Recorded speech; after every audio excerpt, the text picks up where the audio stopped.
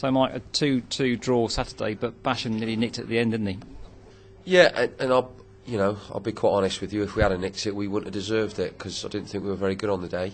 Yeah, I mean, Bash came on and played 20-25 minutes, first time for a month, and he does what he does. He gets in the right areas and has an attempt on the goal. And fortunately for them, it hit the post and went straight to the keeper.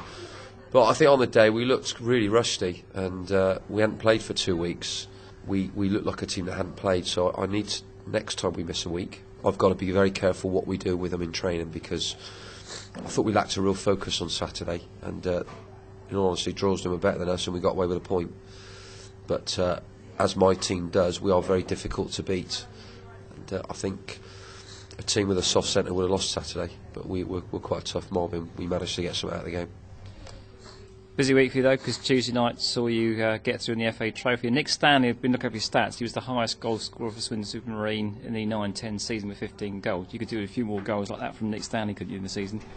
Yeah, we could. I mean, to be fair, it's funny how it works. We're only talking as staff about Nick's lack of goals since he's come back in the team, and the lack of chances he actually gets. And then he goes and smashes one in from 30 yards. I'd left Nick out Saturday because I just felt he needed a bit of a rest. He played a lot of football, having come back very quickly from a broken ankle, had no real preparation to play, and has played a lot. And I think the rest benefited him. I think he played really well on Tuesday night, and his goal was was worth winning any game of football. But yeah, people need to contribute. Nick needs more goals. Declan needs to start scoring again.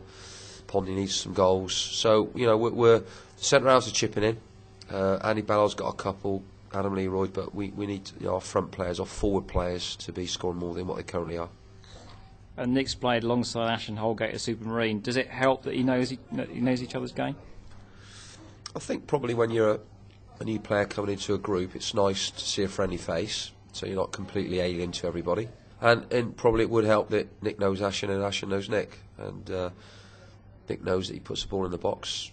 Ash is going to get on the end of it, or worst comes to worst, he'll not give the centre half a free header. So yeah, of course it helps, but ultimately it's about what Ash does and what Nick does. And I think with Ash, he's started well, looked very unfit Saturday, but did okay. And I thought on Tuesday night for an hour, he was, especially first half, was very, very good, and you could see he knows what he's doing. But I've got to make sure he plays at that level every week. You've had a chance to play both your new signings. How are they settling in? Well, Josh Mulvaney played on Tuesday, worked tirelessly. Didn't get as much of the ball as he would have liked or I would have liked, but did his job, contributed to the win. Ashen's played and looked every ounce of centre forward on Tuesday night, and they will only get better with playing games. All right, so December's a tough month for you. You've got 5 away games, including the Cup, and only 1 home game against basement battlers Histon. You haven't got a big squad to rotate it. You're not like Man United, are you? So you've got quite a small squad. Does that mean the emphasis now on substitutions, making sure you make the wise choices actually during the games?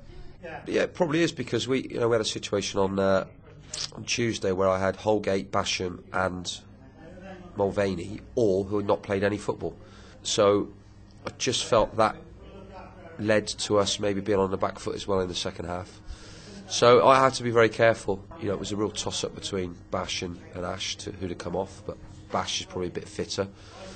He stayed on, Ash came off, and then Josh came off and Felipe came on. And then towards the end I took off somebody else and put Gunny on. So you've got to be careful. Fortunately, we have breaks between games, so if players play well, they stay in the side. During the Christmas period, I always felt it was a great time to play, and I wouldn't want to miss anything over Christmas. So as a player, if the incentive is to play, so you make that little sacrifice on Christmas Day, you get your reward by playing, we'll play again the next one. So I'll approach Saturday first, see what team to pick for that. I can't imagine it being very far away from what played Tuesday night, and then we'll have a look at the next one, Sutton away in the trophy the following Saturday. You've got 15 points to play for in December.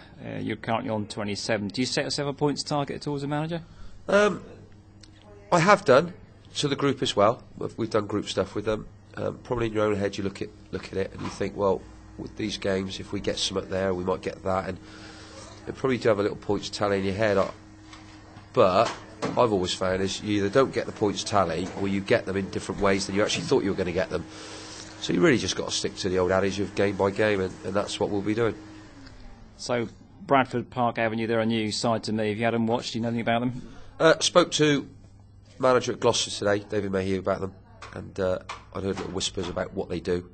So he just confirmed that, and I'll be setting my team up Saturday to go there and make life difficult for them. Scored a lot of goals recently, haven't they? Yeah, they're I think sometimes when you get on a roll, you get on a roll. It'll be interesting to see who their opponents have been now, if they've been sides at the bottom end of the table as opposed to sides at the top. But they'll come into the game full of confidence. But as I suggested, we've only lost 2 out of 10, and we're a very difficult side to beat. So they're going to have to play well Saturday to turn us over. But equally, we've got to do our bit to make sure we come back with something as well.